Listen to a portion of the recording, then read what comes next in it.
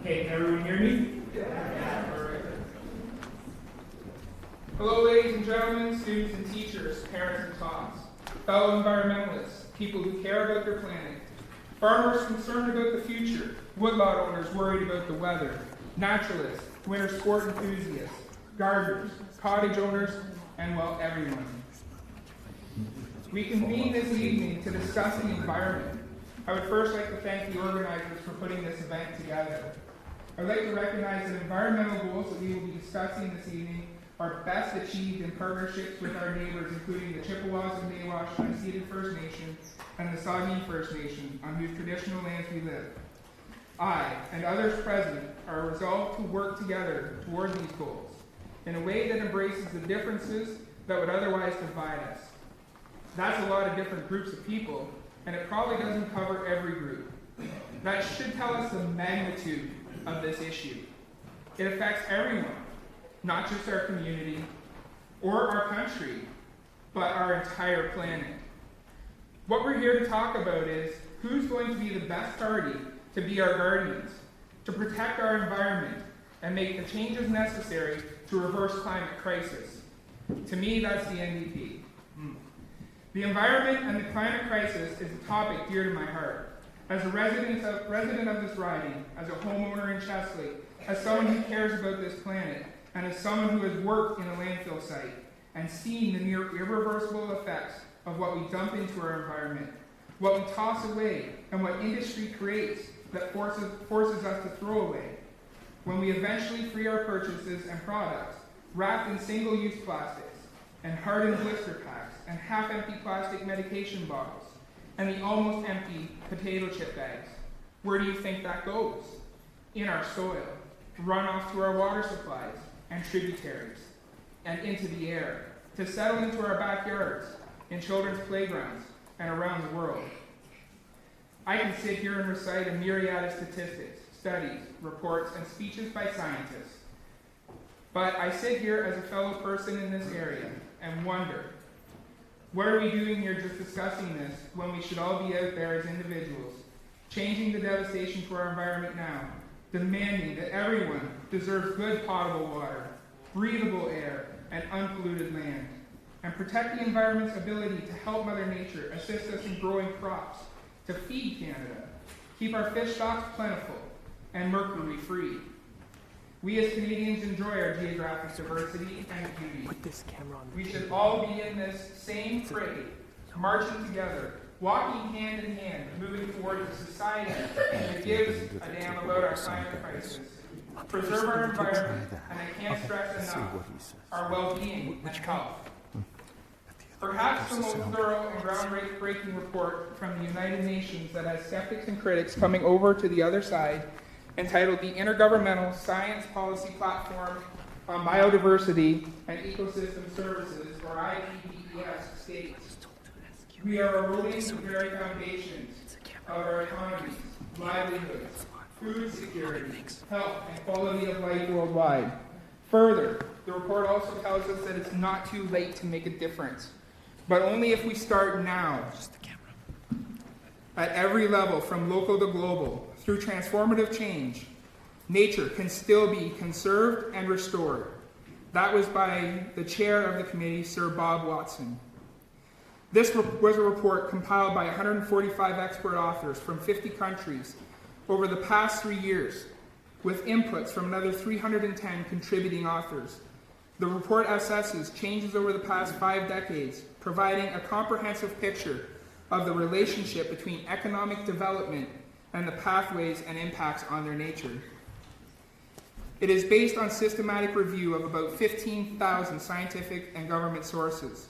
The report also draws, for the first time ever at this scale, on Indigenous and local knowledge, particularly addressing issues relevant to Indigenous peoples and local communities.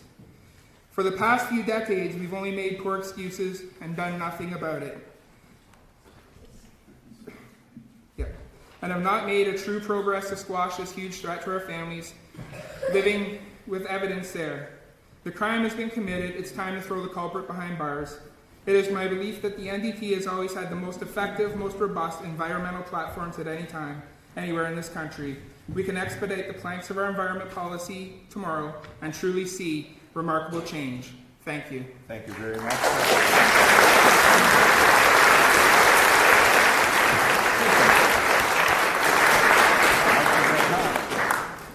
Michael Van Hunt. Yeah. That's me. There. Michael. Thank you all for coming. It's great to see so many people here.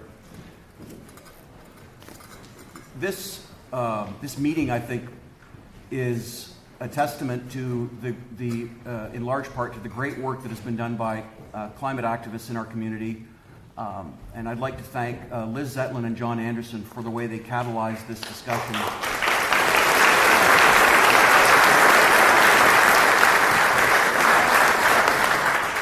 With their amazing film, Resilience, which is now, I think, into its 30th showing, and initiating discussions like this all over the place, all over Ontario, and I think indeed around the world. We're here tonight because we know, I think it's safe to say, that we are facing a turning point for our country and for our community. And the turning point is whether we go forward and build on a climate greenhouse gas reduction plan that is working, that is proven, that has been tested in other jurisdictions around the world, or whether we turn back and see it eliminated and undone. That is the stark choice that we're facing in this election. We have a plan in place now that is working across Canada, indeed in Ontario, as well as in Alberta. It is a plan that puts a price on carbon pollution, that establishes a $2 billion fund for green innovation, that establishes a $2 billion fund for climate mitigation and adaptation, which communities can access, that moves us towards eliminating single-use plastics, and that protects our oceans with the best and most ambitious ocean protection plan in the world. This is working and it's in place right now. And we can choose to support that, or we can choose to turn back the clock.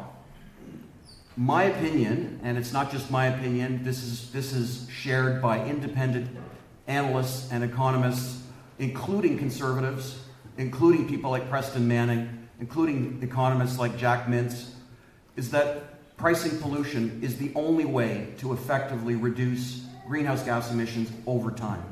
We know that the climate is going to continue changing no matter what we do over the next 30 years. Whether we work hard on it or whether we put our heads in the sand, it's going to continue getting warmer.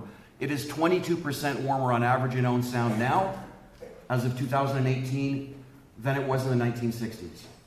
So we need to do something about this. We cannot simply ignore it, as has happened time and time again for the past 25 years, as various governments of various parties have put out plans and talked and not gone anywhere because they didn't want to do anything that actually had a concrete effect on how we live. So I think this is a critical choice for us, and I sincerely hope that the discussion we have tonight will help all of you reach a decision in how you want this community to go forward and this country. Thank you.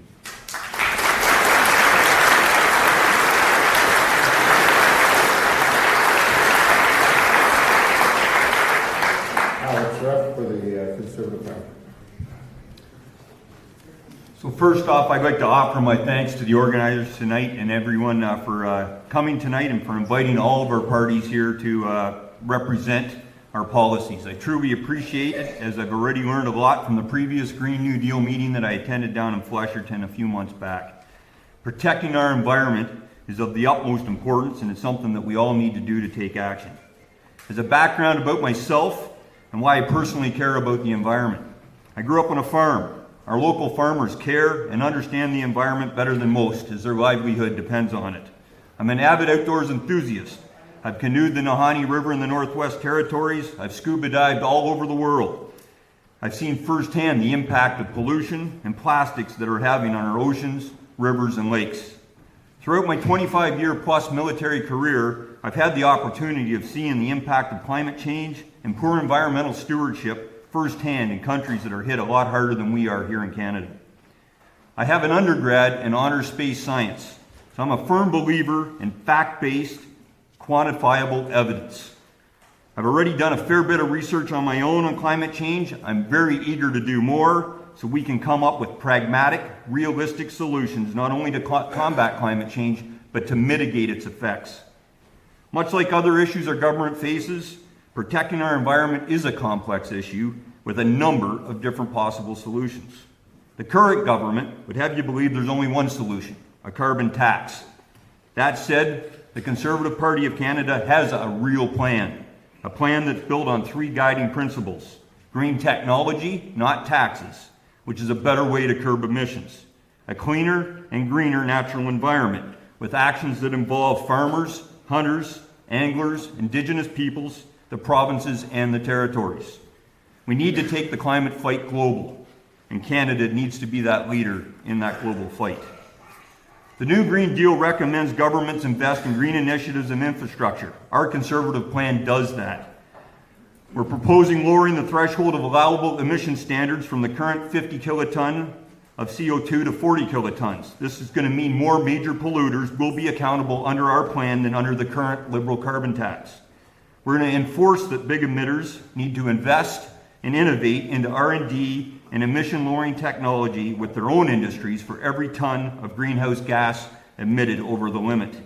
Further, our plan introduces a Green Homes Tax Credit that will be a 20% refundable credit for Canadians to improve their homes with emission-reducing technologies. This initiative alone will remove 85 megatons of CO2 emissions. The Conservative plan will also introduce a Green Patent Credit that will reduce the tax rate on income generated from green technology from the current 15% down to 5%. This will further spur the development of green technology and provide a significant incentive to our small businesses. Next, the Green New Deal recommends we invest in renewable energy. Well, Canada is already home to one of the cleanest electrical grids in the world, with over 80% of our power coming from renewable sources. The Conservative plan will build upon those renewable technologies, leverage our world-leading safe nuclear capabilities, invest in smart grid technology and renewable power. Further, I personally believe our nuclear industry is not given near enough credit for the work that they do. Bruce Power provides 30% of Ontario's energy carbon-free. But we do need to take it global. Canada is responsible for 1.6% of the global greenhouse gas emissions. Until the likes of China, the US, and India start reducing their emissions, all our efforts will be for naught. A real plan has the potential to make Canada a leader in driving this change and making Canadian companies leaders in green technology. A Green New Deal stresses the importance of protecting biodiversity and nature, including ending water extraction. The Conservative plan has a number of initiatives to address this. We need to protect against pest and invasive species, funding wetland, watersheds, and fishery conservation, reducing plastic waste, and harmonizing our recycling standards across the provinces while working with industry to reduce excess packaging. Our own MP, Larry Miller, successfully passed Bill C-383, which protected federal waters from bulk export. What else can we do locally? Local initiatives like Waste Watchers, our Bruce Peninsula Biosphere Association, our local conservation groups are all important in helping to reduce pollution and impacts of climate change. In closing, the Conservative Party has a plan, a real plan that is practical, reasonable, with real solutions that will generate real and measurable results. I'm looking forward to hearing the rest of the candidates' thoughts and those of the audience. I'm confident at the end of the night I will have learned a lot more about your concerns and hopefully some good ideas and solutions that I can advocate for to get included into the Conservative plan. Thank you. Thank you, Alex.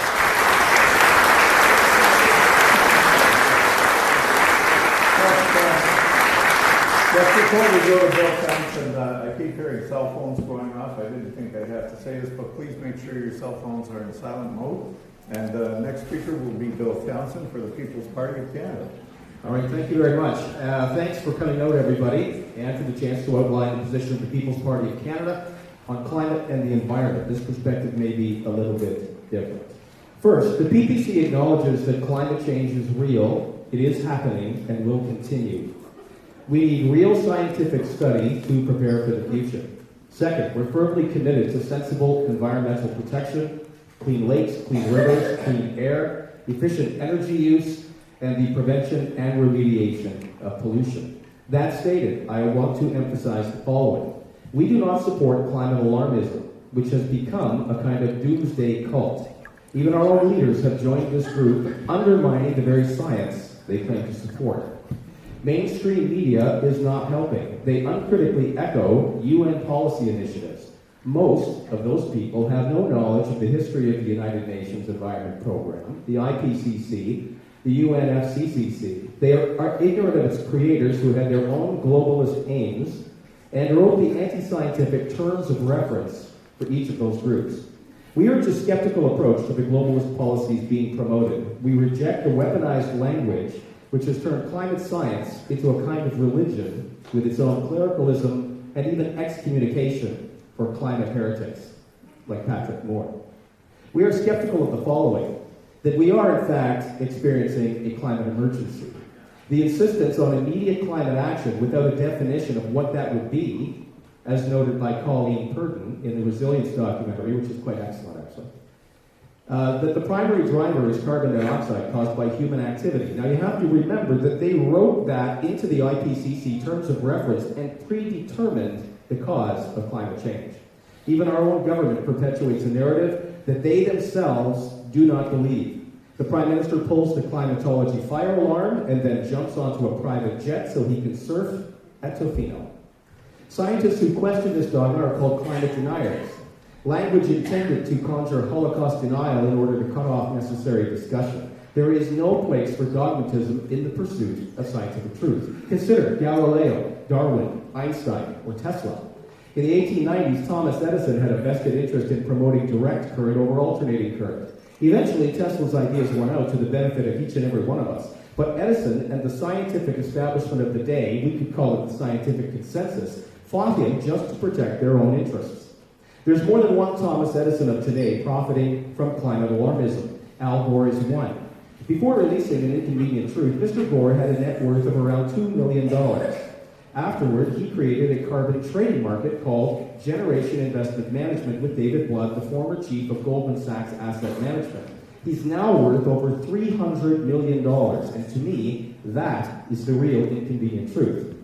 Question those who present pseudoscientific terms to sell a product.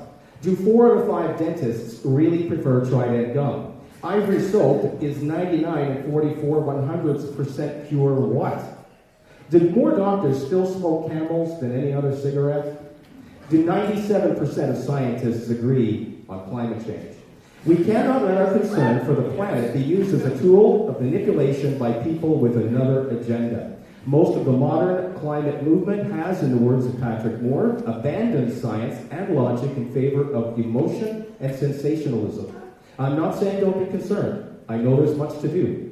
Let's not permit corruption just because we want to feel that we're trying to do better.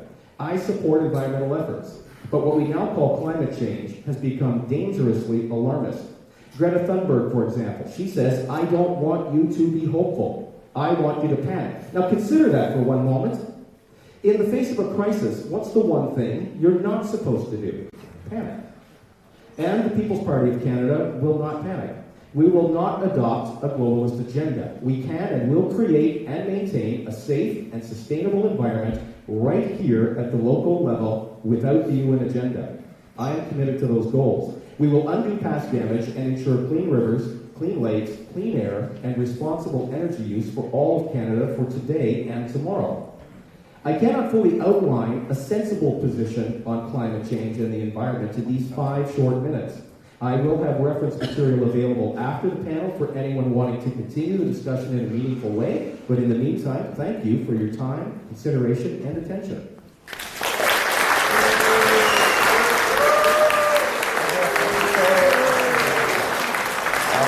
Speaker is Owen Balakette from the Green Party, and just check with David there to see if that's, yeah.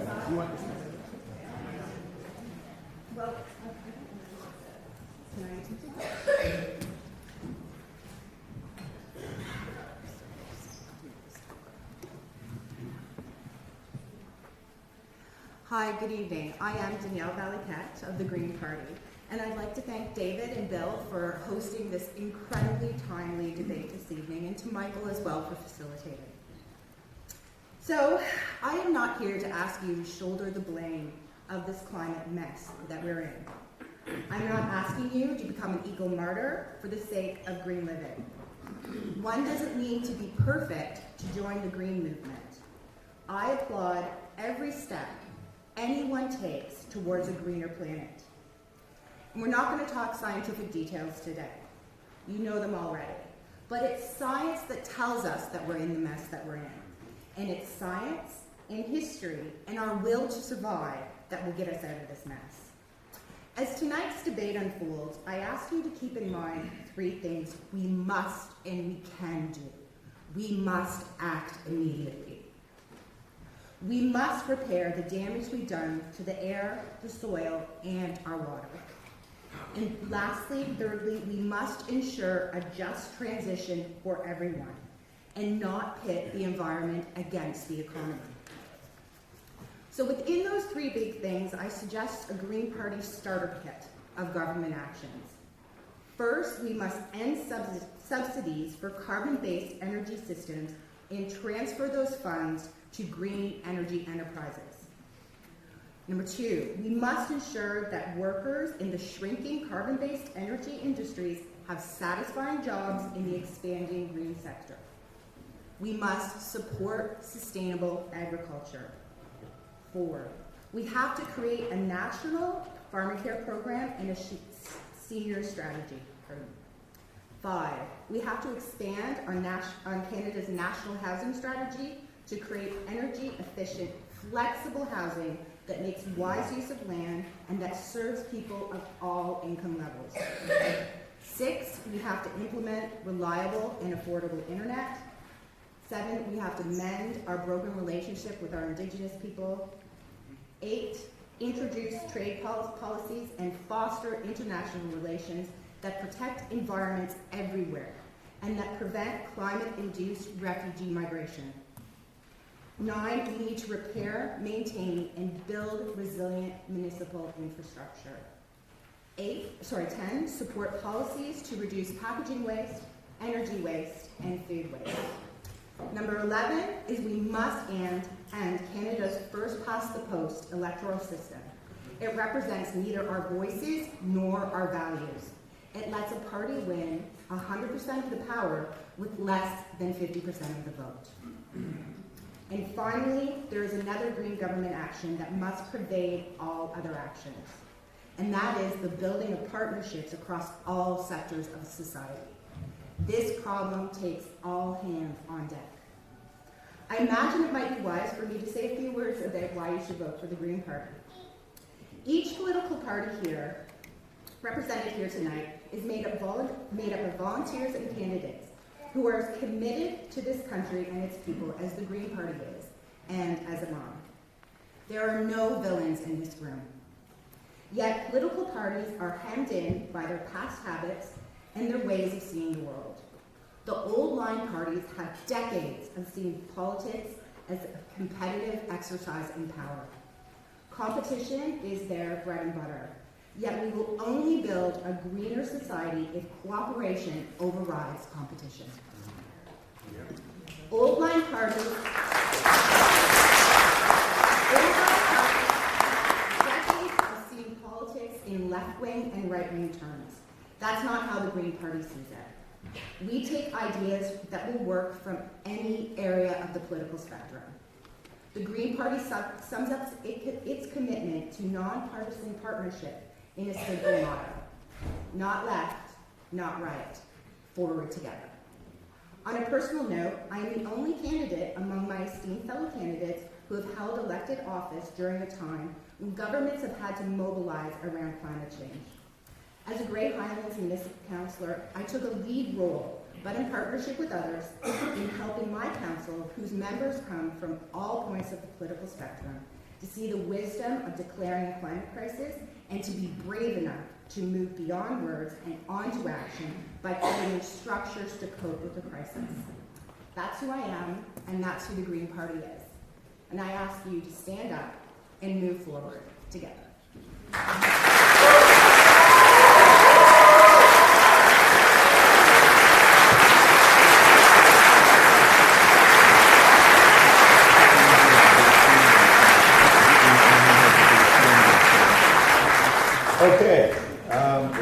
heard from each of the candidates, and I thank you for listening respectfully to everyone. Question time. We are going to have a few rules. In the past, I've moderated talks where we've had the questions submitted written, and that's worked very efficiently. I'm a little worried about people perhaps wanting to make speeches, so we're going to have the following rules. Questions may be addressed to a specific candidate, but all candidates will be able to speak to that question. Second, only questions from the floor are acceptable. It is not a time for speeches or declarations of any kind, and if you intend to make one, we will remove the mic from you. A question, I'm serious. A question can be asked in a single sentence. So I really ask you, if you're going to come up and take the mic, or if you're going to use a mic, please have your question formulated before you get there. I apologize in advance, but we will cut you off and move on to the next person if you don't come with a formulated question. This is the candidate's platform. It's not your platform. So, having said that,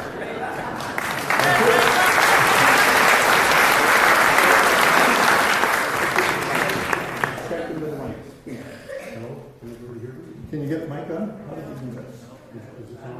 Yes, is there an on-off switch on? It's on. It is? It's very weak. Don't stand in front of the speaker. I think it's working. Yeah. Good. So, David, are you going to have the people come up to the front, or are you going to go to the people? Those that can come into this area, please do so and stand in a line to get your question answered. And if you're unable to get out, then I Hold the will mic bring the close, mic to you. Yeah. Hold it close. Just before we start, I'd like to thank Dave Chevalier for setting up this sound system for us. He's done a great job.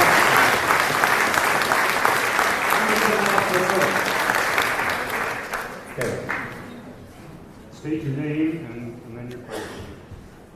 Karen Gaventer. Can you please, this is a question for everyone, please demonstrate your commitment to the environment by sharing what you do in your personal life to protect it.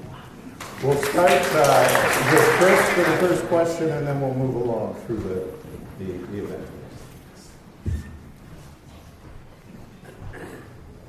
Thank you, Karen, for that question. Can everybody hear me still? So, since I saw the movie Resilience, it really woke me up, and I have started to take a lot of those things and try to incorporate them into my personal life, not only me, but my wife. We started using refillery stores for shampoo, hand soap, and etc., which I find is really a great store. We try to use our reusable straws and have them with us in a vehicle at all times, so we refuse the plastic straws. We use our reusable wet bags and reusable water bottles. We started making donations to organizations like 4 Oceans, which helps remove plastics from the oceans. And we've donated to other charities such as that. And recently I replaced my pickup truck with a smaller, more fuel-efficient vehicle. This is something I really do take seriously, and as I learn, I do try to incorporate. So the more I learn, the more I incorporate. Thank you.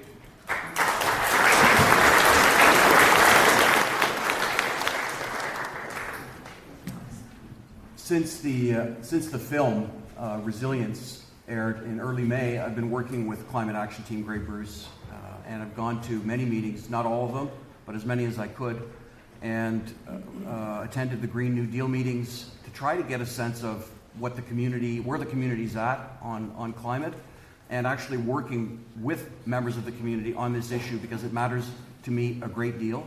In my own home, we have reduced our single-use plastics by going to reusable cups. We try to carpool whenever we can. I try to walk whenever I can, wherever I can, ride my bike. And I do regularly try to spend time out on the trail, on the Bruce Trail, because I think there's no better way for us to remind ourselves of the importance of winning this fight than by spending time in nature and reminding ourselves how gorgeous it is and how wonderful, how precious it is, and how we need to really work hard to preserve it.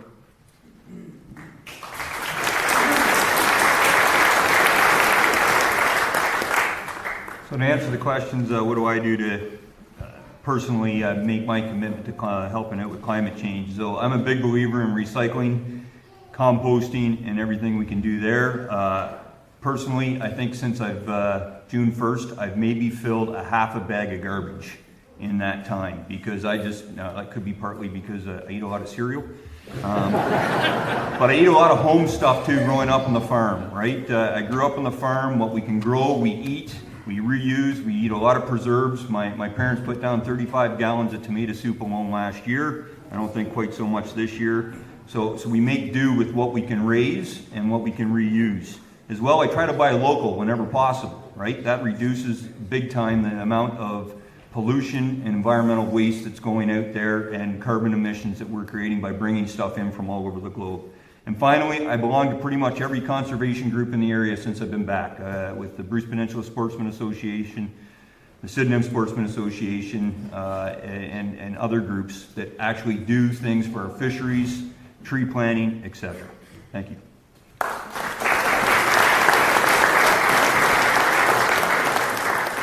All right, I'll mention three things that we do.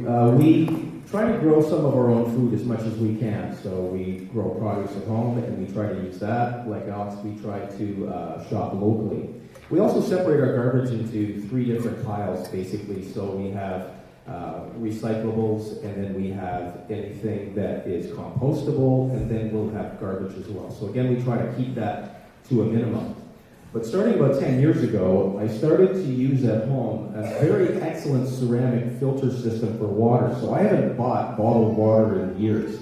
And we don't buy pop either at home. We just make our own with a thing called a soda stream. We got one for Christmas for my son. So, but the filtration system that we use is actually distributed by a company just outside of Wingham. And it's quite excellent. It has a long life. And it's cleanable, reusable, and has a phenomenal ability to take out any contaminants that are in the water. Makes the water taste really good. So, you get a better product and do something good for the environment too.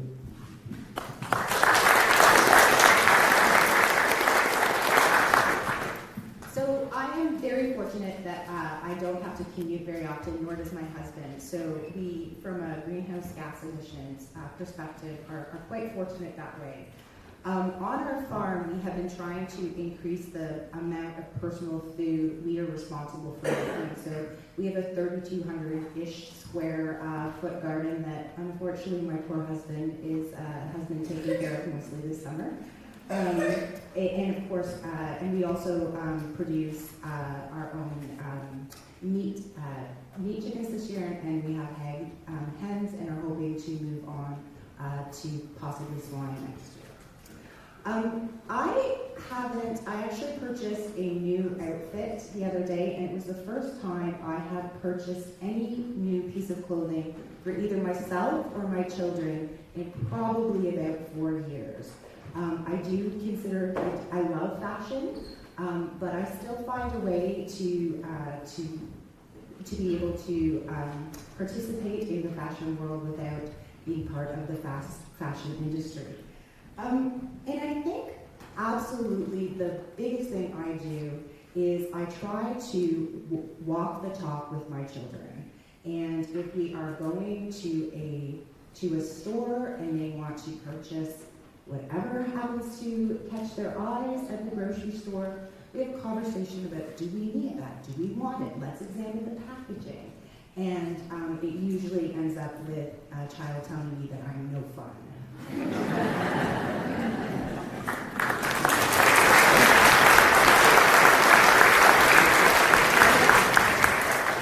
Appreciate everyone putting their name and their life online here. Understanding this is mainly a crisis with our climate, and the question is really sidelined with the fact that right here in town, in Sound, being an outreach worker, are you aware, this is the question, are you aware that there are three encampments that I know personally that people are sleeping every night across from the library, and the opioid problem is not bad, it is escalated to a point of danger in the daytime. Are you aware? So we'll start with you, Mike. It starts with you, Mike. Okay. Homelessness is a growing problem in our community. We've all seen it. We've all seen the change in Owen Sound in recent years. And there absolutely is a connection between the homelessness crisis and climate change. We need to have better zoning regulations to make it possible to build smaller homes, smaller eco-efficient homes. The zoning currently in Grey County doesn't allow for it. You need a 2-acre lot in many cases. On the escarpment, you can only build a home on 100 acres, one home. So it makes it very difficult for people to downscale. And if we could have zoning rules that were updated and modernized to reflect modern construction, to reflect the needs of our modern society for smaller, more efficient, cheaper homes, I think it would go a long way to easing the homelessness crisis that Ray, that you're concerned about.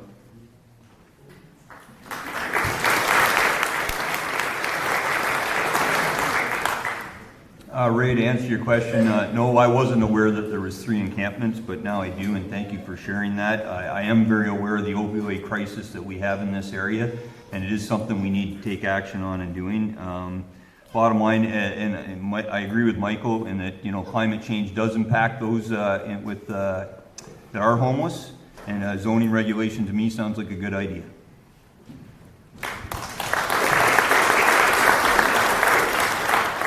We have seen a huge increase in the opioid crisis. Fentanyl and carfentanil is a problem that's spreading right across Canada, all throughout the Western world. Almost everywhere you go, there are naloxone kits available for people that may inadvertently overdose. One of the things we need to deal with is how these substances are imported into Canada. There's an interesting article in Maclean's magazine that talked about the fact that this naloxone is brought into Canada using the dark web. People shop for it. And when I was discussing this with somebody that I know, they said, my friend's child died 2 weeks ago because of a fentanyl overdose. And that's exactly how he got his hands on it. He was in remission, staying at home with his parents.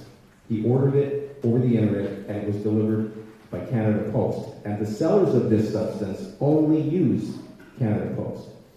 And the reason they only use Canada Post is because there's a provision in the Canada Post Act of 1981 that prevents those packages from being searched without a great deal of effort, even though there's been complaints to the federal government from the Canadian Border Services Agency, the RCMP, and the US DEA. So that's the one thing that we have to do, stop these substances from coming into Canada.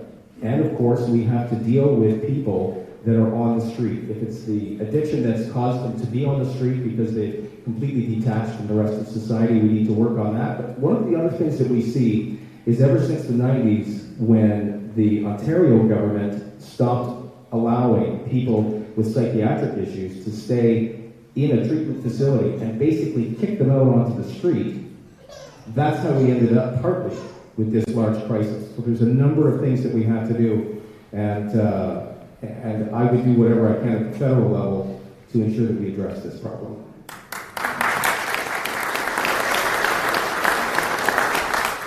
So I am actually going to agree with Bill here, and maybe twist his words a little bit. I don't think that the opioid crisis will be solved until we stop looking at it as a criminal problem and start looking at it as a health.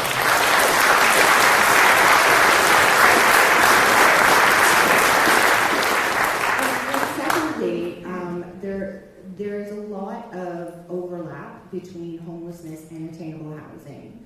And I completely agree with, though at the municipal level, changing the minimum number square footage could absolutely produce that. And I think when we start to look at flexible housing, there's great positive things there for lower income families as well as seniors, keeping farmers, temporary workers on lots, etc. Thank you.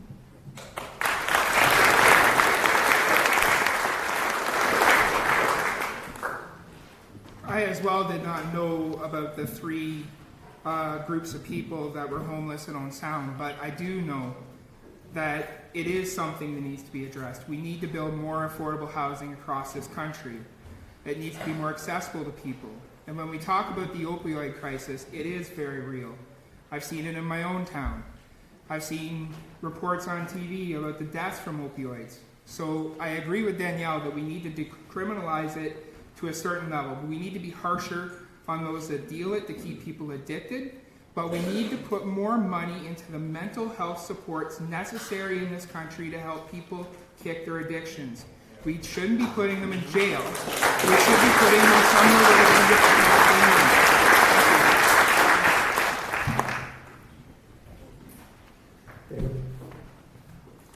And I just want to say, guys, and Danielle, of course, if you don't have to answer the question if you don't want to. If you feel it's out of your purview, just slide it along, because we have a lot of people here, and at 8:30 we're going to do a final wrap-up. So let's go. So Dave Lang is my name. My question is back to climate change. UN scientists and other scientists have said that in order to keep the planet from warming up beyond 1.5 degrees Celsius, we have to make significant cuts to CO2. Namely, 50% by 2030 and get off carbon by 2050. I want to know what your party's specific numbers are, your goals are for 2030 and 2050 versus 2005.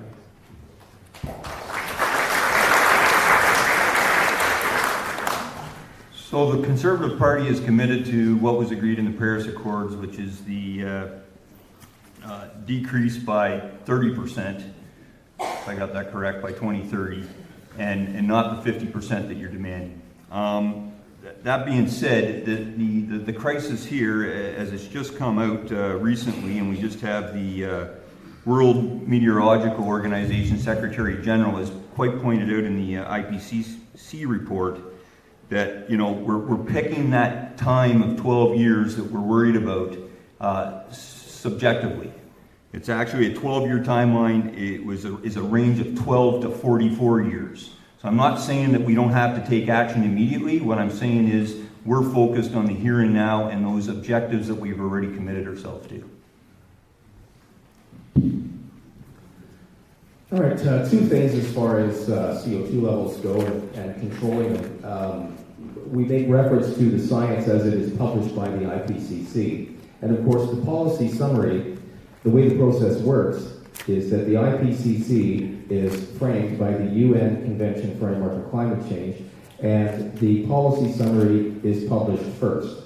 Then, the science is made to come in line with that policy summary. And there are other scientists beside the ones that are accepted by the IPCC that have a completely different perspective on the role of CO2 levels in climate change. Is it a leading indicator or is it a lagging indicator?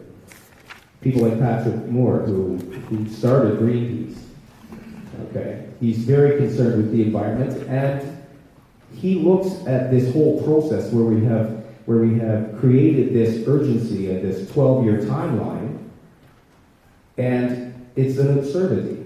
Now, there's some people that obviously don't agree with that, and that's fine, but that's what the other half of the science says, and we should not be shutting down the conversation and excluding people from the discussion.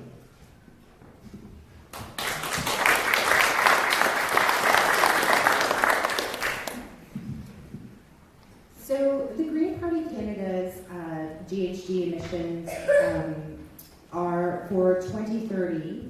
Our plan, so Mission Possible, 20-step plan to reduce GHG. So by 2030, by 60%. There's much scientific data out there that is actually suggesting that what was agreed to at the Paris Agreement is not going to solve this problem and remove us from this climate crisis. When I hear that it's between 12 years and 40 years, I think about from a historical perspective of the world.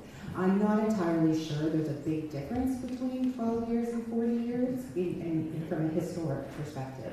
So that said, so 2030, 60% for the Green Party, and net zero emissions by 2050.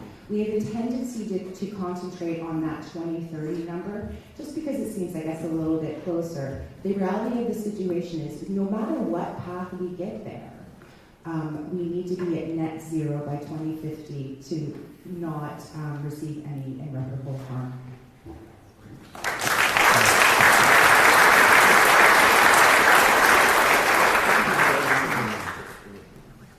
So our platform is to meet the 2030 target as in line with the United Nations. We also want to be more aggressive than that, but we want to use the powers of the federal government to meet the interim emission reduction targets, as well as hold the provinces accountable to meet their targets. And we want to make a climate accountability office that will perform regular audits to make sure that we're staying in line with what we need to do to reach the 2030 goal.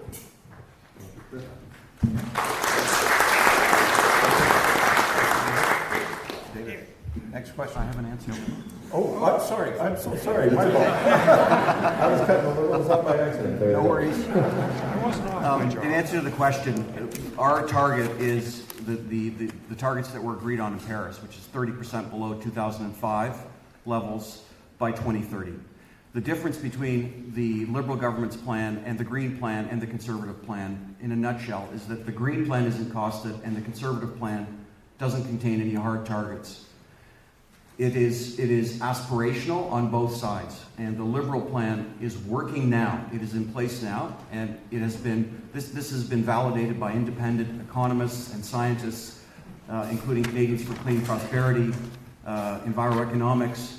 They've looked at these plans, and the Liberal plan gets it gets criticized from both sides, and from the left and from the right. And I kind of think that when that happens, it means that you're on the right track, because it means that the plan is actually sustainable and will work in the real political and economic environment in which we live, and that we can actually keep this going rather than talk back and forth and veer from one extreme to the next and end up spinning our wheels as we have for the past 30 years on this issue.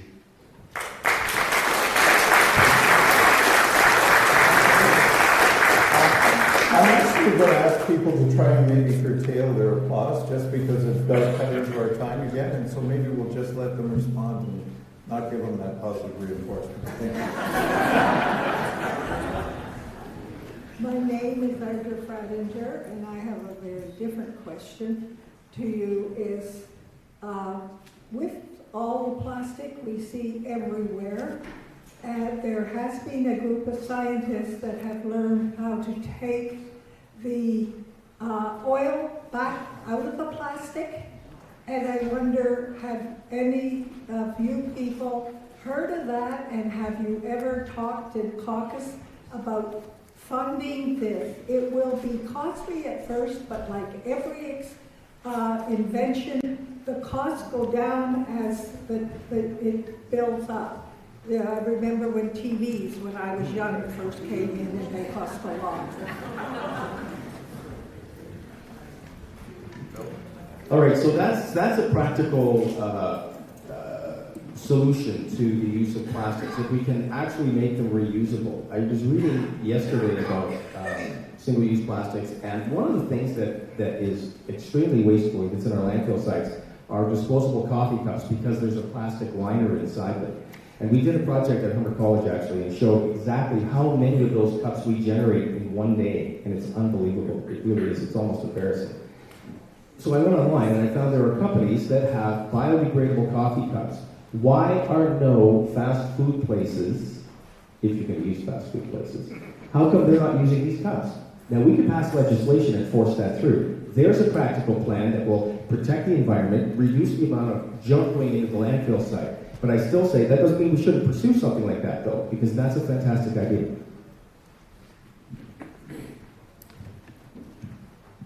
So the Green Party is a party of innovation, and I think what you just described is out of the box thinking, and absolutely. But it's reality.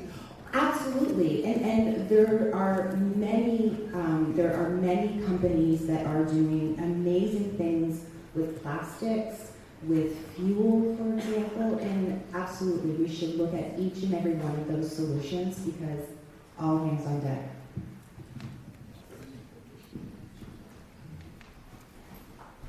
Having worked in a landfill for 19 years, I've seen an exorbitant amount of garbage and plastics.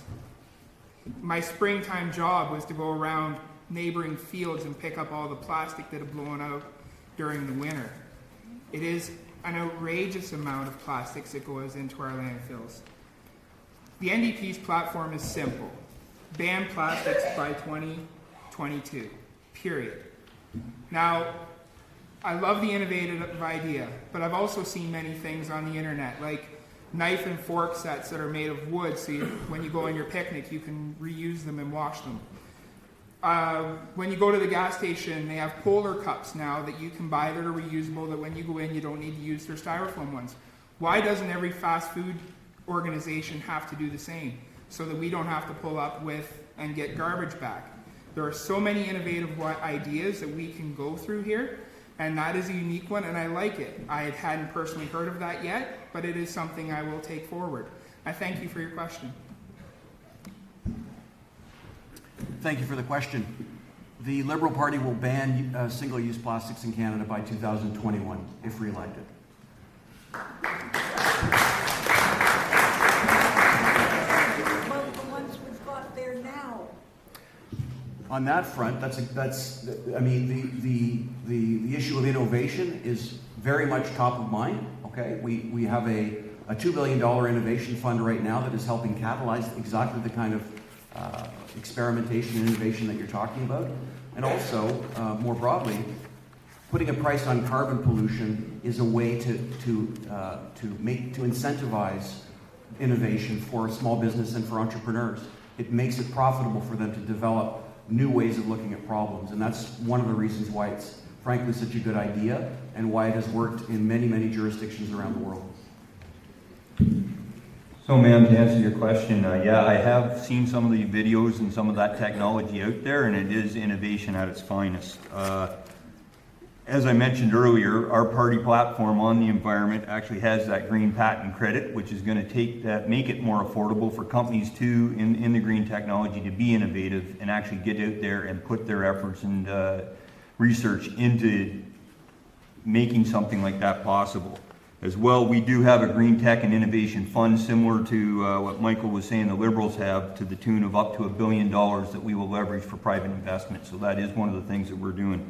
Like anything, I think there's other ways to deal with some of that plastic. We do have some of the leading technology in the world when it comes to scrubbers and stuff like that, so we can incinerate some of that. The big challenge with anything when you do that is making sure you are removing all the toxic things and you're not further contributing to greenhouse gases. Thank you.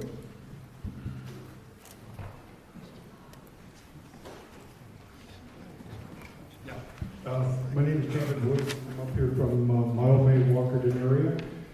And I really have a two-part question. The first part can actually be answered just with a raise of hands. I'm just wondering how many of the parties here will support further nuclear power development as a non-emissions type of industry? Thorium. Okay.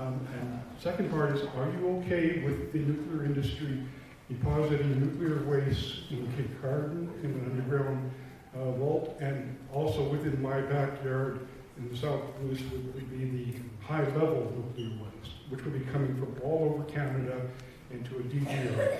If you're supportive of nuclear industry, are you also supportive of burying nuclear waste within the Great Lakes Basin?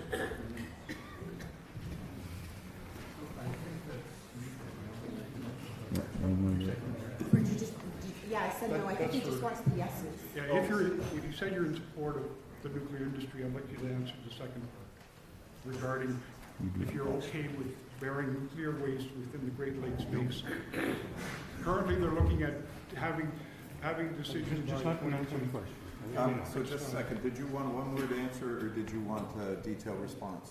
Pardon me? Did you want a more detailed response or a one-word answer? Yeah, but kind of a detailed response. Okay, so Because it then you'll affects our start with you, area I think quite- you're the first, aren't you? Quite directly. No, he just wanted the no's to answer detailed. Oh, I'm sorry. Yes. The yes is perfect. So has anybody said no to that? Chris, are you? I can go first, I don't mind. Yes, I support the use and promotion of nuclear energy. It is the best way to reduce carbon emissions if you want to reduce carbon emissions. And there are other ways that you can promote nuclear energy in even safer ways, using thorium, for example. 10 years ago, it was considered a pipe dream. It is no longer. China is working on developing their very first actual functioning thorium reactor. It's more plentiful, safer, and less dangerous than uranium, and we have absolutely scads of this stuff. As far as burying waste in the Great Lakes Basin, I think it's a bad idea. That's it.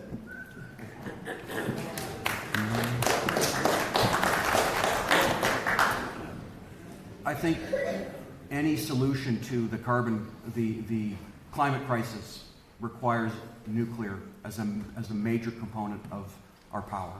On any given day, we're getting about 2/3 of our electricity in this province from nuclear energy. We can't remove that. We need to make it smarter and adapt it to using the best modern technology. There are innovations being made in small modular reactors now, a new generation of nuclear reactors. And I agree with Bill that thorium technology is very interesting. It is old technology. It's been around since the 60s. It was never explored because it wasn't the byproduct of that process wasn't weaponizable the way uranium nuclear reaction is. That's it. So thorium is safe. It can actually, thorium reaction, saltwater reactors can actually use the waste that's produced by conventional reactors like the Bruce, and they can use it as fuel and produce electricity with it. And at the end of the day, you end up with a byproduct that is actually a lot safer than the current waste. So it's absolutely technology that we need to explore. In terms of the waste, burying, your specific question about burying the waste near the lake, I don't think it's a good idea.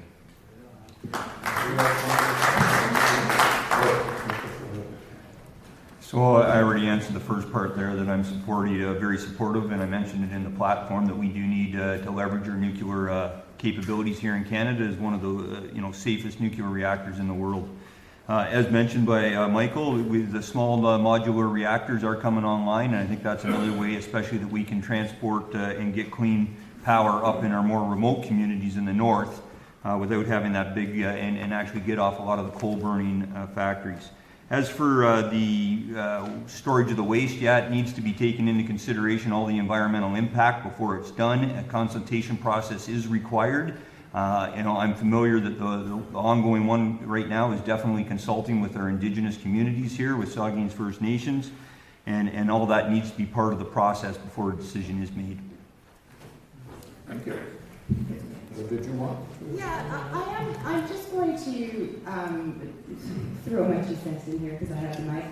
I'm not a fan of nuclear energy. The Green Party looks at the true cost of everything, and if you look at the true cost of nuclear, including its waste product, it's not clean.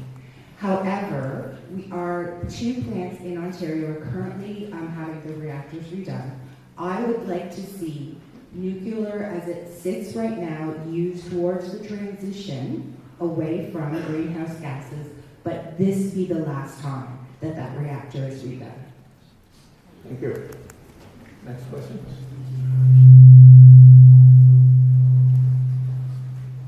Yes, Stephen Norton here in Owen Sound. Just to acknowledge, first of all, so I'll just talk right into this thing, eat it as they say, that people, including David here in front of me and others in this room, were very active in the environmental area 4, 5, 6 years ago here in Owen Sound. So I just want to acknowledge that Owen Sound is really leading in that area, really robust in that area. My question is, Regarding the matter of consistency, perhaps even hypocrisy, yes, we all, I think, can agree we want to have a lower carbon footprint. We as Western people create a heavy carbon footprint in this world.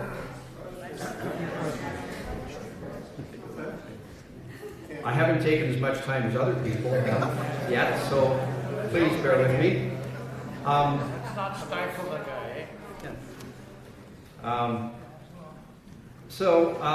One of the things that's controversial that's occurring is the issue of immigration. And we have a very different... Can you ask your question? Yes. Please. The question is, how can we justify the goal of reducing carbon footprint when we have such a high level of third world migration here, where those new people will increase the carbon footprint here. At the same time, we say we want to, Canadians should be trying to reduce that. You've asked your question. Okay, so is there consistency? Anybody want to address that? There's no connection between immigration and carbon footprint. It remains the same.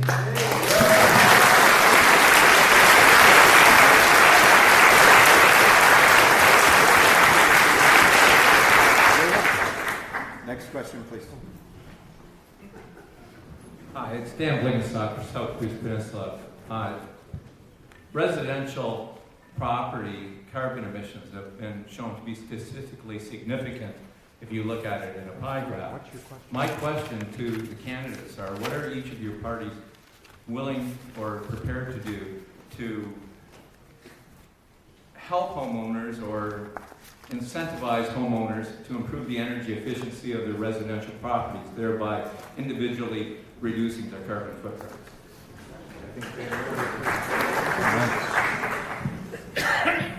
So one of the steps in Green Party's 20-step plan that does go to the Parliamentary Budgetary Office to clear that up is in fact to incentivize homeowners to make their homes more efficient. This is going to increase the number of jobs, and it's going to make our greenhouse gases go down.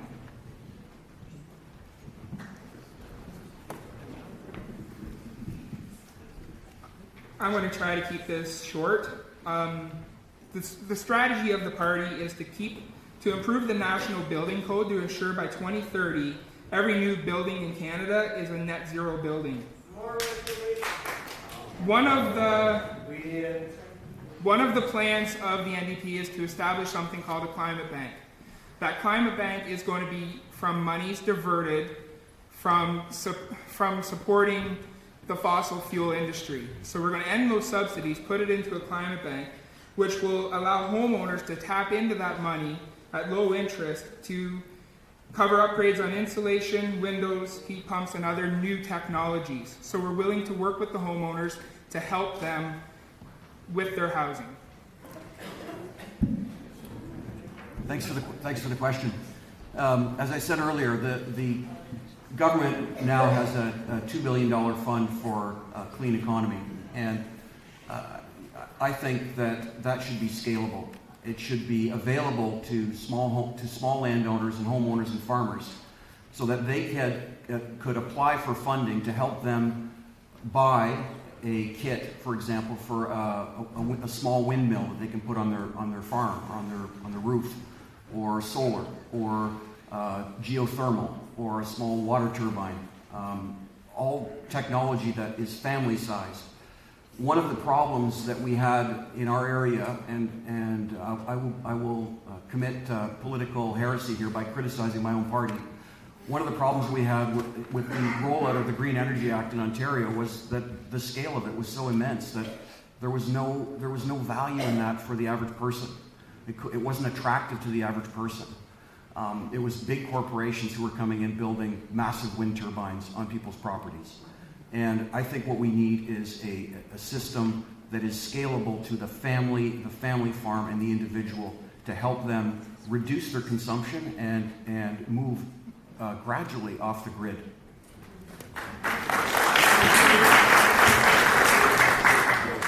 As I already mentioned earlier, our platform that is released and available online for everybody to read, we do have that Green Homes tax credit that will provide a 20% refundable credit for any homeowners that want to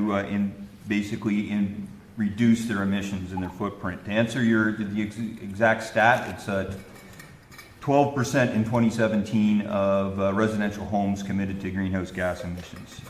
Further, this initiative alone will reduce our carbon footprint by 85 megatons. I agree with the idea of having a scalable ideas out there on to provide innovation into renewable housing and residential buildings. For example, even myself, to take your windmill thing, I own a small mill and dam water rights where I intend to put a small hydroelectric turbine in there so that I can produce my own renewable energy.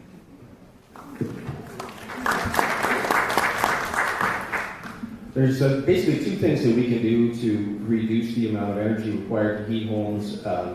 We can first of all make amendments to the building code so that future construction meets a much more stringent building code. The other thing we can do is promote the use of heat pumps so that we're not using either electrical or as much electrical or fossil fuels to heat those homes. We have to move in that direction. The other way that we can reduce the carbon output in this particular area is to adopt the plan put forward by TC Energy to put a pump storage facility at the Meaford tank range.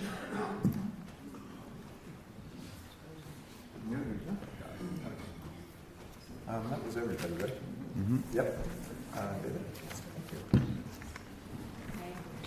My name is Amy Sterling, and I live in Owen Sound, and this is a question for Alex, I believe.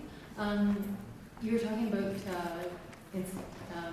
instituting a lower tax for green patents. Is that correct? Yeah, drop the income tax rate from 15% to 5%, yes. I'm wondering how patents will be judged as green. Well, that's a great question. It's actually, just give me 2 seconds here and I'll dig up some of the information on that because I don't know it off the top of my head.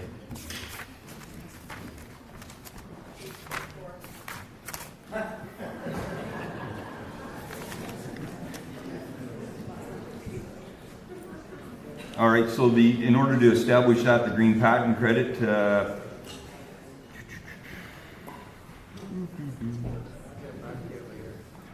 yeah, if I can get back to you later, I'm going to look that up and I'll answer that question just momentarily because it's only directed to me. Thanks, Alex. Next question, please. Other candidates want to... We got to keep moving, David. We're running out of time. So. Hi, Ross McLean, Chelsea. This is a climate emergency meeting, and that's quite understandable. We all worry about it. I think that everybody in the room and most of our Canadian party want to do something.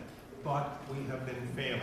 To be the cynic, if we continue to fail and we have floods and fires and everything like that, what will you do to position our federal government to help Canadian citizens in pending disasters?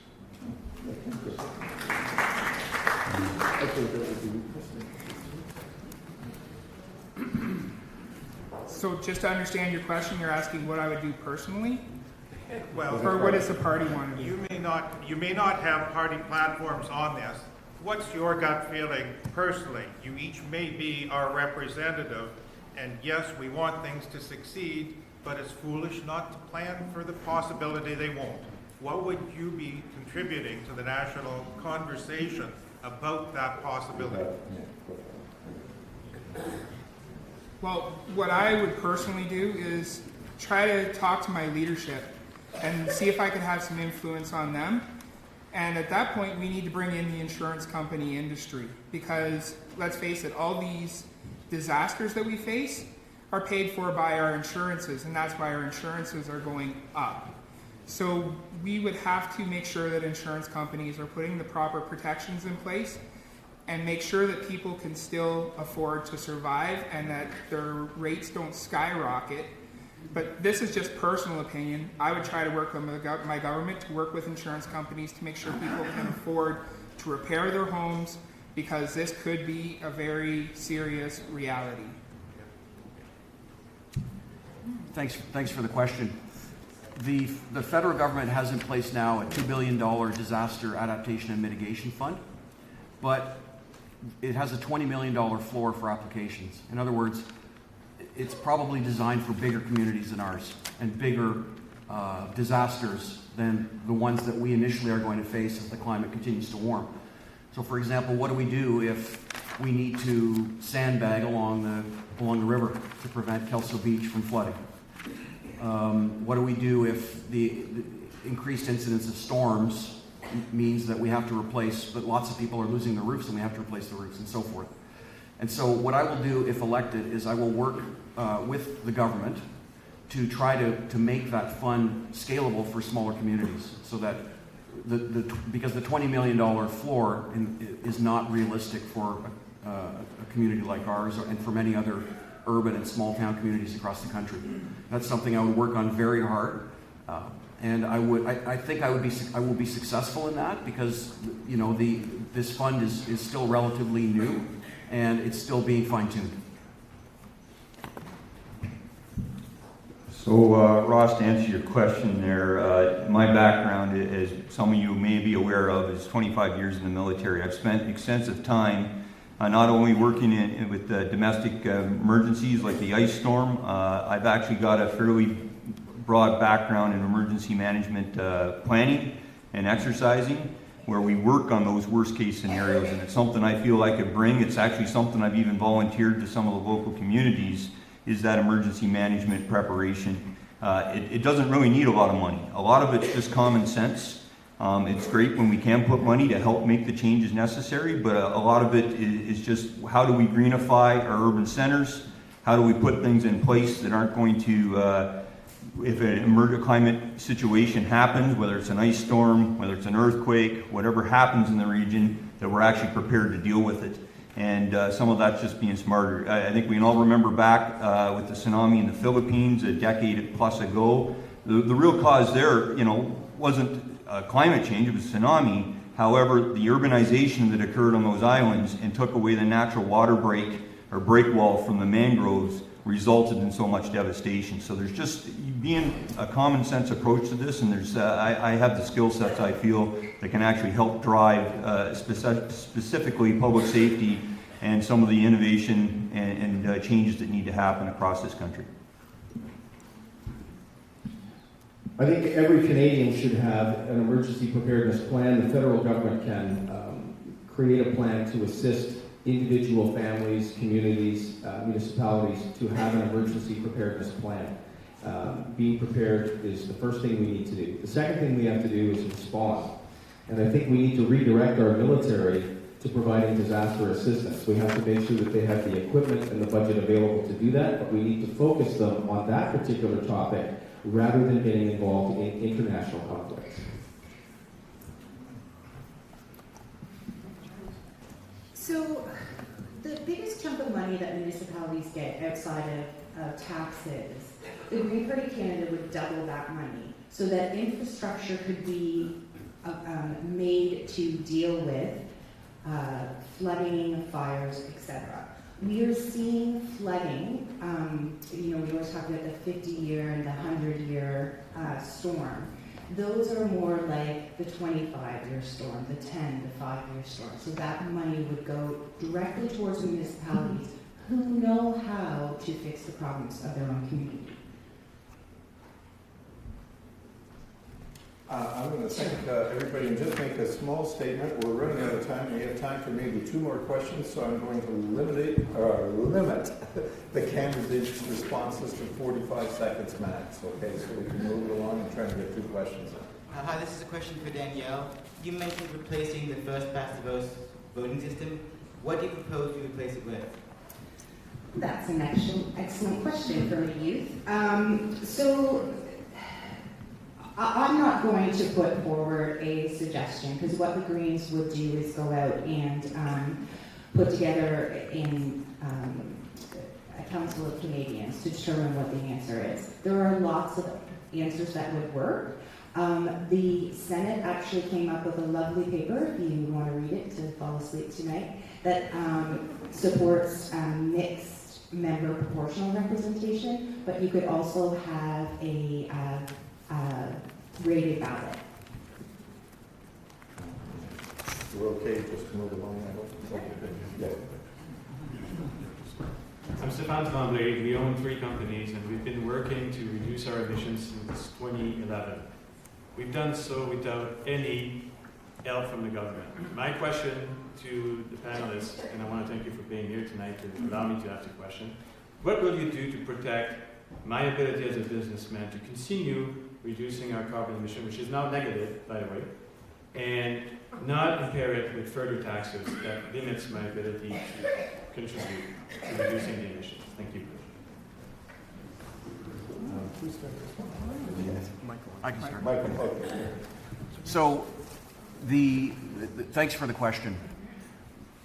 The price on carbon pollution that we've put in place, that the Liberal government has put in place, returns all of the funds to the people who are to the provinces and to the individuals in question. So that means that whatever the federal government is collecting, it comes back to you. So it comes back to the individual. It came back to you on your taxes in 2018.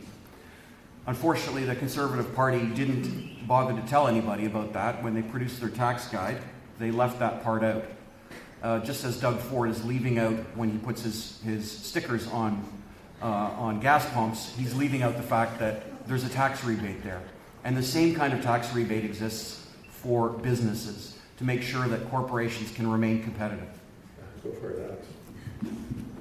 So as I stated earlier, if we're elected as a Conservative government, we will repeal the carbon tax, and that's the way that money will get back to you. Despite the comments made that all that money is being returned to you, I cannot think of any organization that I've ever seen in operation anywhere in the world or any business that is revenue neutral if there's a tax being taken in. There's something coming off the top and you're not getting all your money back. Especially for those of us up here in rural areas, we are being impacted a lot harder than the rest of the country because that money, everything is going up in price for us up in this revenue. There's a 10% top up for rural, and farm equipment is not taxed. Another thing that Conservatives like to leave out. All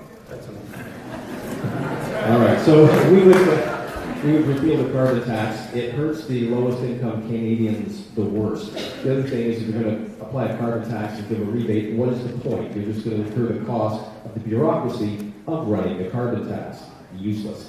Cap and trade will do the same thing, it just does it in a different way. So we would just eliminate the carbon tax altogether. Thank you. So the Green Party Canada would look at your problem very closely because you are a small business. And what the Green Party Canada do would be to incentivize small and medium businesses specifically, and not larger businesses like Loblaws, for example.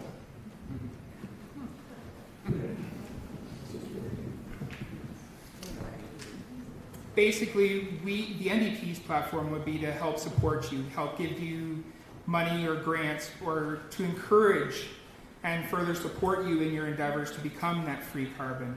I applaud you for that, by the way, taking the initiative yourself. That's awesome. But we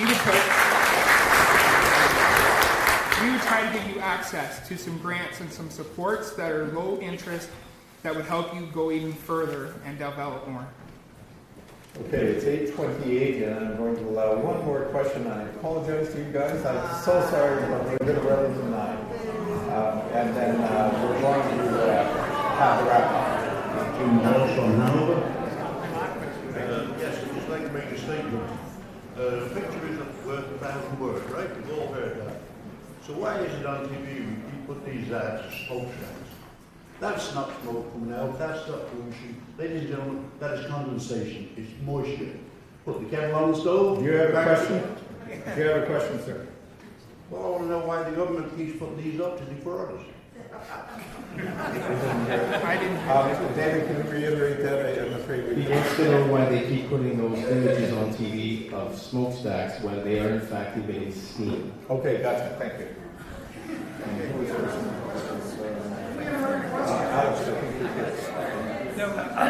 I wish I could answer that, but I have no idea why the government's doing that.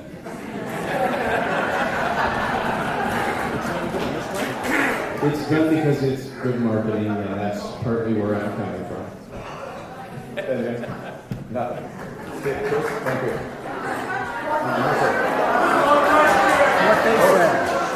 What they said. I don't have an answer. Everybody's good. Okay, one more question. We're past 8:30. Eric Collin from Chesley. Hi, Chris. In the interest of the audience becoming more learned, please quote or 3 studies or scientists that support your position on global warming.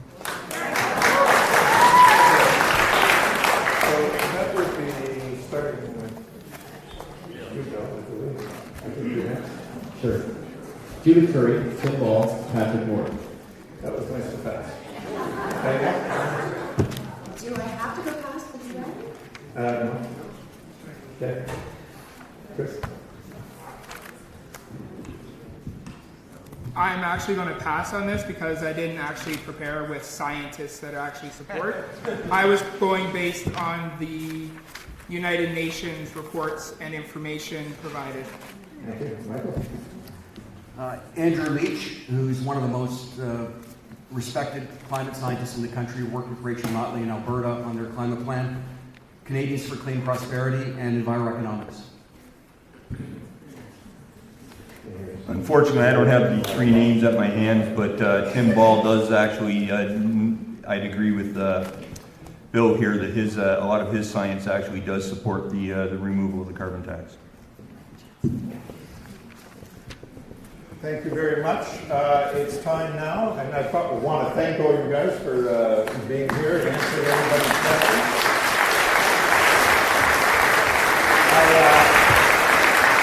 I also want to apologize to the poor people that stood in line for over half an hour at the back of the line and then we dismissed. Please hang around, and if you have a question for a specific candidate, I'm sure they'll be happy to engage with you.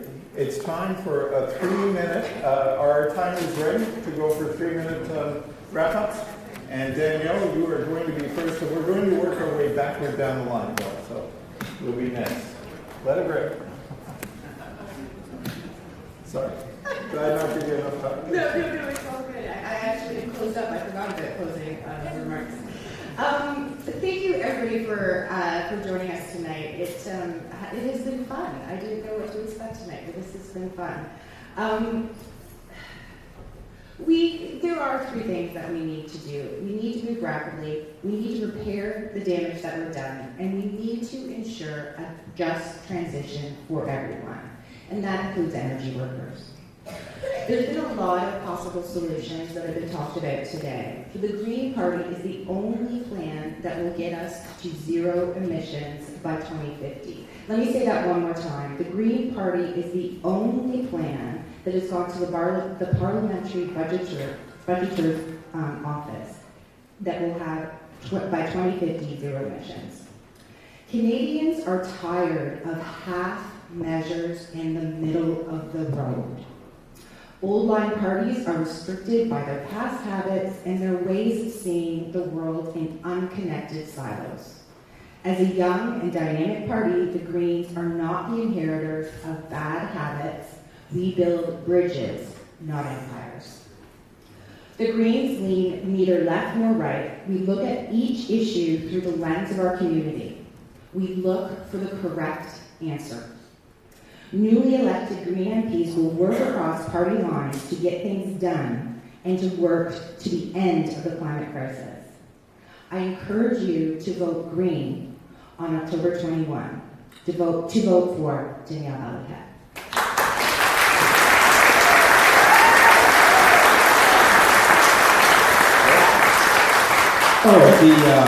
The position of the People's Party of Canada is that things like the carbon tax do more damage than good, because at the end of the day, we all have to live and we all have to pay for this, especially the lowest income Canadians are going to be punished the most.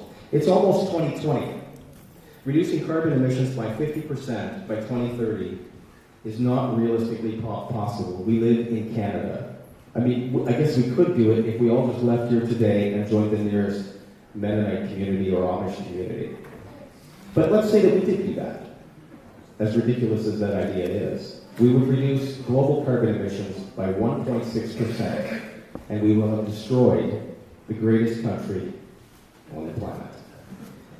I realize some of you don't agree with the skepticism I presented here of the UN and globalist narrative, and I simply object to cutting off the discussion. I care very deeply about the environment. I practice it in my own life, and I think everybody should. My position, and the position of the People's Party of Canada, is that these various problems, environmental problems that face us, can be dealt with here at a local level. I watched the resilience documentary. It was excellent, and there was some fantastic ideas presented in there. We don't need to accept the Trojan horse of UN globalism to achieve our environmental goals. Thank you.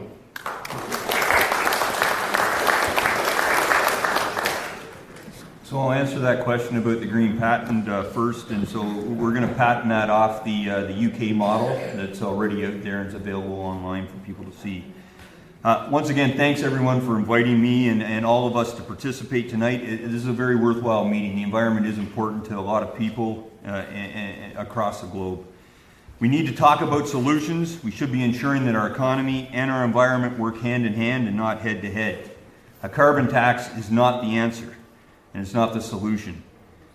The current government has stated that it's working. However, on their that glide path to try to get to those 30% reduction by 25 levels by 2030.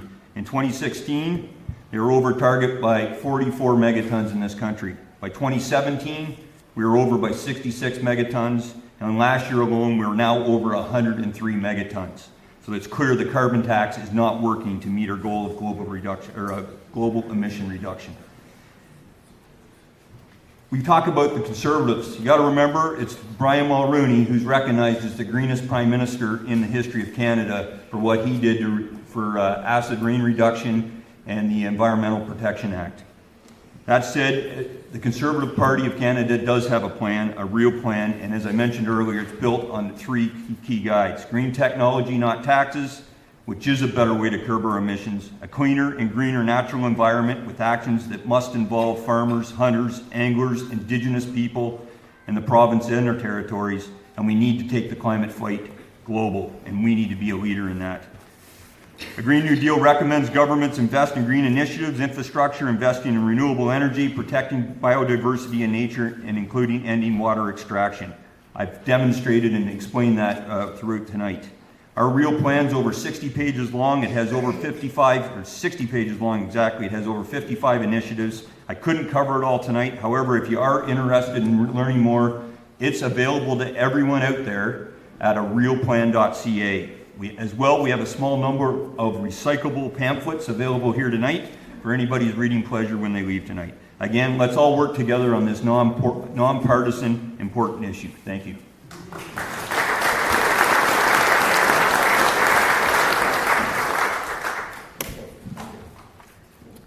Thank you so much for coming. Thanks to the organizers again. This is a nonpartisan issue, or it should be a nonpartisan issue.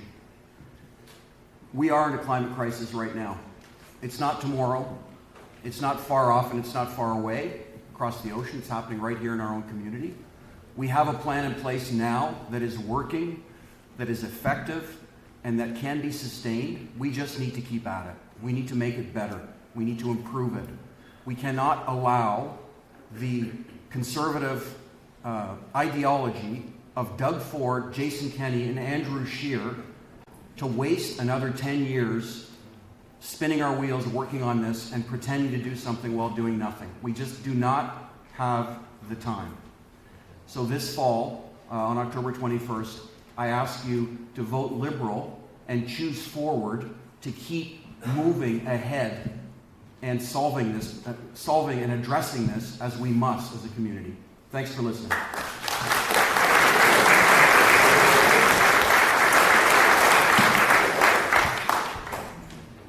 First, I'd like to start out and say I'm impressed with the discussions that we've had here tonight. I'm impressed and grateful for your questions. They're insightful. They make us think and they challenge us. They challenge us to be better moving forward and to bring your concerns forward. The NDP's position is firm on the need to protect the environment in this climate crisis as never before.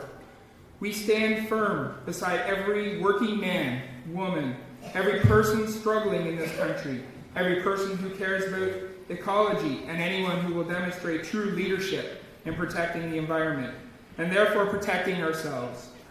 I will not remain silent on this atrocity towards nature and the ability for our land to provide. I will not stand by and watch the Indigenous people suffer because federal governments today and for the past cannot provide potable drinking water in those communities. My friends, this discussion around me has provided answers and suggestions that still leave this issue wanting. It all seems to be somehow incomplete. Some of these policies may not be worth more than the platitudes that they are written on, nor go to the heart of the matter of preserving tomorrow. I'm going to close and I leave you with this. I thank you all for caring. I thank you for attending. I bring forward the policies and the planks of central environment concerns of the NDP for you. I'll continue my fight for a better environment, and I'll continue fighting for the people of Bruce Grey Owen Sound. Thank you.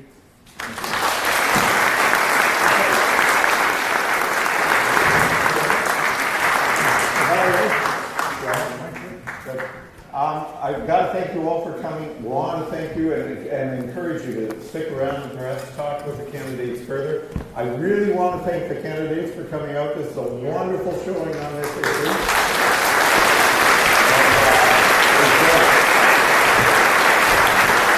I also want to thank Bill Jones and David Walton for organizing this and doing all the things.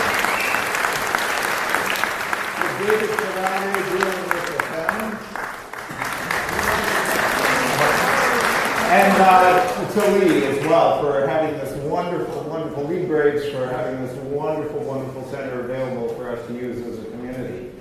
There are a couple of other things here, and that is, you know, there's only a few people here. If you're feeling ill, able-bodied, and you want to sweat a bit, please help stack chairs. They go 8 up, and then we'll be able to move them over to the wall. Does that cover everything, David? Thank you very much for coming, and have a great night, everybody. Thank you.